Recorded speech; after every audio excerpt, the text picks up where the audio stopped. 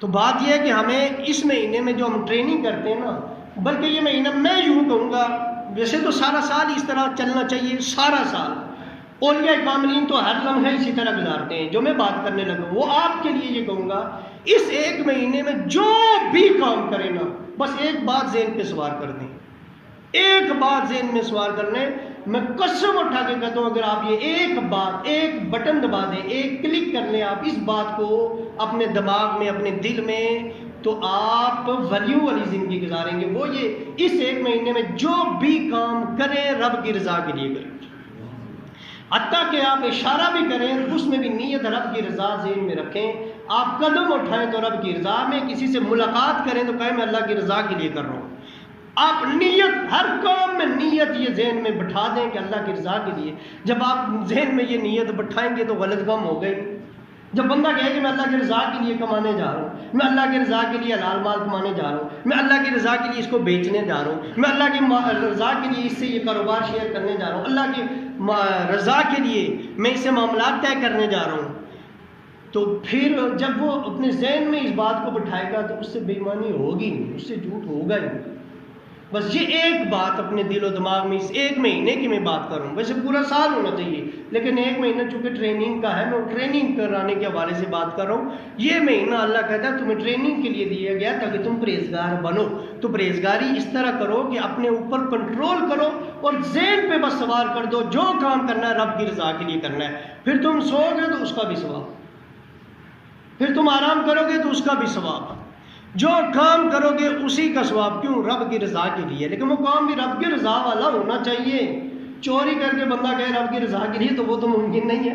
کام بھی رب کی رضا والا ہونا چاہیے، رب کی رضا کے لیے. جو کام کرو اس مہینے میں دل و دماغ پہ بٹھا دو بس اللہ کی رضا کے لیے کرنا ہے. پھر دیکھیں آپ کے اندر کتنا صبر پیدا ہوتا ہے، پھر کتنا تقویٰ پیدا ہوتا ہے، جو اس ماہ کا مقصود ہے. اچھا اللہ نے کیا کہا؟ میں نے یہ مہینہ تم پر کیوں فرض کیا گیا ہے؟ یا ایھا الذین آمنوا کتب علیکم الصیام، روزے کیوں فرض کیے گئے ہیں؟ کما کتب علی الذین من قبلکم، تم سے پہلو میں بھی کیوں فرض کیے گئے تھے؟ لعلکم تتقون، پرہیزگار بنو. بندہ روزے رکھے پرہیزگار نہ بنے، فائدہ پھر جس مقصد کے لیے ٹیوننگ ہو رہی ہے، ٹریننگ ہو رہی ہے، وہ مقصد ہی پورا نہ ہوا. اور مقصد جو قرآن بتا رہا ہے وہ یہ ہے کہ تتقون، پرہیزگار بنو.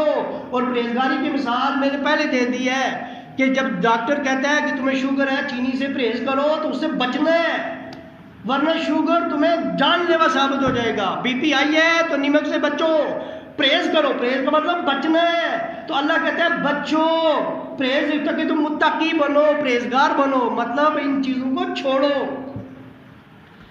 جن کو اللہ تعالیٰ نے منع کیا ہے، تو اس سے ہم بچیں گے تو متقی کہلائیں گے نا. روزے رکھنے سے تو ہم متقی نہیں کہلاتے. روزے رکھنے سے ٹریننگ ہو رہی ہے، یہ ٹریننگ کی بات ہے. اس کا مقصد یہ ہے کہ متقی بنو، پرہیزگار بنو. روزے کا مقصد یہ ہے، یعنی یہ تمہیں صبر سکھا رہا ہے.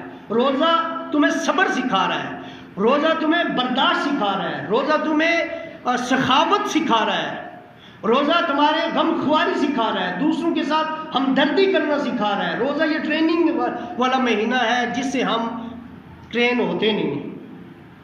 تو حضور نے کیا فرمایا؟ یہ دیکھیں آقا کریم کی حدیث ہے، یہ مہینہ صبر کا ہے. اور ساتھ ہی فرمایا، حضور نے فرمایا کہ یہ صبر کا ثواب جنت ہے. یہ مہینہ صبر کا ہے اور صبر کا اجر کیا ہے؟ صبر کا ثواب جنت ہے. اور یہ مہینہ مواسات کا ہے، یہ اس کا مہینہ ہے، غم خواری کا مہینہ ہے، بھلائی کرنے کا، دوسروں کے دکھ درد بانٹنے کا مہینہ ہے. سارا سال ہی بانٹتے ہیں، اس سال خصوصیت کے ساتھ. پھر حضور نے فرمایا اور اس مہینے میں مومن کا رزق بڑھا دیا جاتا ہے. جو اس میں روزے دار، اس مہینے میں مومن کا رزق بڑھا دیا جاتا ہے. جس کو اپنے نبی پہ یقین ہوگا وہ تو پھر بے ایمانی کر کے رزق نہیں کمائے گا.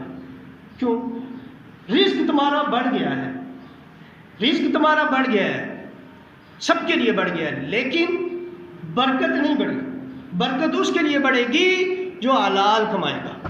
بڑا جو بے ایمان کرتے ہیں رزق ان کا بھی بڑھتا ہے لیکن برکت نہیں رہتی. ہو سکتا ہے عید کے بعد ہی ایسا کام آ جائے کہ وہ لاکھوں روپے ادھر ڈوب جائے. تو بات یہ کہ برکت ہم نے تلاش کرنی ہے. تو حضور نے فرمایا کہ اس مہینے میں اللہ تعالیٰ برکت دیتا ہے. اور برکت کس طرح دیتا ہے؟ حلال کی کمائی میں. اچھا، مومن کا رزق بڑھا دیا جاتا ہے. جو اس میں روزہ دار کو افطار کرائے گا، اس کے جو روزے دار کو افطار کرائے گا، اپنے روزے کا ثواب تو الگ ہے، اس کی تو بات اوپر بیان ہوگی. یہاں تک اپنے روزے کی بات ہو رہی تھی کہ یہ ایسا ایسا مہینہ، اس میں یہ اجر ہے. پھر فرمایا اس میں جو روزے دار کو روزہ افطار کرائے گا اس کی وجہ سے بھی مغفرت، اور ساتھ میں فرمایا اور اس کی گردن، جو روزے دار کو روزہ افطار کرائے گا اس کی گردن بھی آزاد جہنم سے.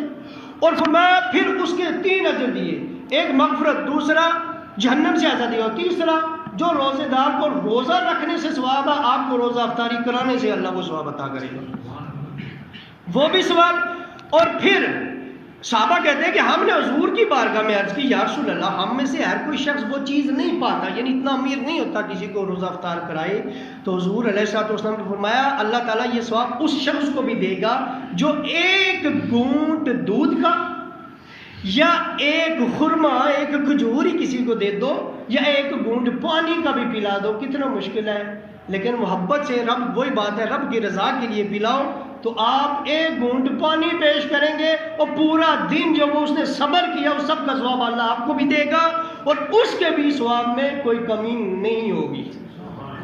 اچھا جو پیٹ بھر کے کھلائے گا اس کے لیے کیا ہے وہ بھی سنیں. حضور نے فرمایا جو اس میں پیٹ بھر کے کھلائے گا نا دوسرے مسلمان کو، روزے دار کو، تو پھر اللہ تعالیٰ میرے ہوش سے اس کو ایسا پلائے گا وہ کبھی پیاسا نہیں ہوگا. اور پھر آقا علیہ الصلوۃ والسلام نے فرمایا کہ یہ وہ مہینہ ہے کہ اس کا اول رحمت ہے، دوم مغفرت ہے، اور سوم جہنم سے آزادی کا ہے. یہ ایک ہی حدیث میں بھی تک سنا رہا ہوں، یہ بہقی شریف کی حدیث ہے. پہلا مہینہ رحمت، پہلا عشرہ، بھائی ایک مہینے میں 30 دن ہوتے ہیں یا 29، پہلے 10 دن رحمت کے، اللہ کی رحمت، ایک تو بارش رحمت والی ہوتی ہے نا، رحمت کی بھی بارش ہوتی ہے ہر طرح کی. دوسرا مغفرت کی بارش، لوٹ سیل لگی ہوئی ہے. تیسرا جہنم کی آزادی تیسرے عشرے میں، آخری 10 دنوں میں. یہ حضور نے فرمایا یہ ان دنوں یہ مہینہ ہے، اس میں یہ کام ہوتے ہیں. اب وہ کتنا بدبخت ہے جو اللہ کی رحمت کو چھوڑے، اس کی مغفرت کو چھوڑے، جہنم سے نجات کو چھوڑے. ابھی ایک مہینہ ملا ہوا ہے، صبر کر صبر کر صبر کر، برداشت کر، اس میں سب کچھ برداشت کر. جھوٹی باتوں کو لوگ تجھ پہ بہتان لگائیں گے، گالیاں دیں گے، گلوچ دیں، کچھ بھی کریں گے، زیادتیاں کریں گے، برداشت کرو. اس پہ زبان پہ کنٹرول کرو، اپنی زبان پہ خالی پیٹ پہ ہی نہیں، زبان پہ بھی کنٹرول کرو، کانوں پہ بھی کنٹرول کرو، حواس خمسہ پہ کنٹرول کرو، چکھنے کی حس پہ بھی کنٹرول کرو، سونگنے کی حس پہ بھی کنٹرول کرو، ہے سننے کی حس پہ بھی کنٹرول کرو، دیکھنے کی حس پہ بھی کنٹرول کرو، بلکہ خواہشات پہ بھی کنٹرول کرو، اپنے سوچنے پہ بھی، دماغوں پہ بھی کنٹرول کرو. اس ایک مہینے میں یہ ساری چیزوں پہ کنٹرول کرو، اور وہ کنٹرول پھر وہی نقطہ آ جائے گا کہ ایک کلک سے ہوگا کہ جو کام کروں گا رب کی رضا کے لیے کروں گا. بس یہ بات ذہن میں بٹھا دیں، جو کام کروں گا رب کی رضا کے لیے کروں گا، آپ کا کنٹرول ان ساری چیزوں پہ آ جائے گا. آخری حدیث سن لیں، باقی حدیثیں مجھے اگلے جمعے میں بھی کوشش کروں گا. حضور علیہ الصلوۃ والسلام، بلکہ یہ بھی نہیں سنوں گا، اس میں ٹائم نہیں ہوتا، چھوٹی سی حدیث سنا دیتا ہوں. آقا علیہ الصلوۃ والسلام نے فرمایا، یہ امام احمد نے، حاکم نے اور طبرانی نے اس حدیث کو لکھا ہے. حضرت عبداللہ بن عمر رضی اللہ تعالیٰ عنہ راوی ہیں. رسول اللہ صلی اللہ علیہ وسلم نے فرمایا کہ روزہ اور قرآن بندے کے لیے شفاعت کریں گے. روزہ شفاعت کرے گا اور قرآن شفاعت کرے گا. اچھا روزہ اور قرآن جو ہے نا ساتھ ساتھ ہی آئے، اور قرآن میں بھی ماہ رمضان جس میں قرآن نازل کیا گیا، اِنَّا أَنزَلْنَاهُ فِي لَيْلَةِ الْقَدْرِ، بلکہ اس میں آخری رات جب قرآن کی فضیلت کی بات ہوگی، عظمت کی بات ہوگی، جب قرآن ختم قرآن ہوگا انشاءاللہ اس پہ میں آپ کو اس پہ بحث کروں گا قرآن اور روزے پہ، تو اسی دن کے لیے رکھ لیتے ہیں. لیکن یہ والی بات حدیث سن لیں. حضور نے فرمایا روزہ اور قرآن بندے کی شفاعت کرے گا. روزہ قیامت والے دن آپ کے بارے میں اللہ سے کہے گا مولا میں نے پورا دن اسے بھوکا رہنے سے باز رکھا، میری شفاعت اس کے حق میں قبول فرما. قرآن کہے گا مولا میں نے رات کو سننے سے یا قرآن پڑھنے سے اس کو سونے سے باز رکھا، میری وجہ سے، یعنی قرآن سنتا تھا یا پڑھتا تھا، میری وجہ سے یہ رات کو بستر پہ آرام کرنے سے باز رہا، کھڑا رہا، تیری بارگاہ میں قرآن پڑھتا رہا، میری شفاعت اس کے حق میں قبول فرما. حضور نے فرمایا کہ میری شفاعت اس کے بارے میں قبول فرما، دونوں کی شفاعت اللہ تعالیٰ قبول فرما.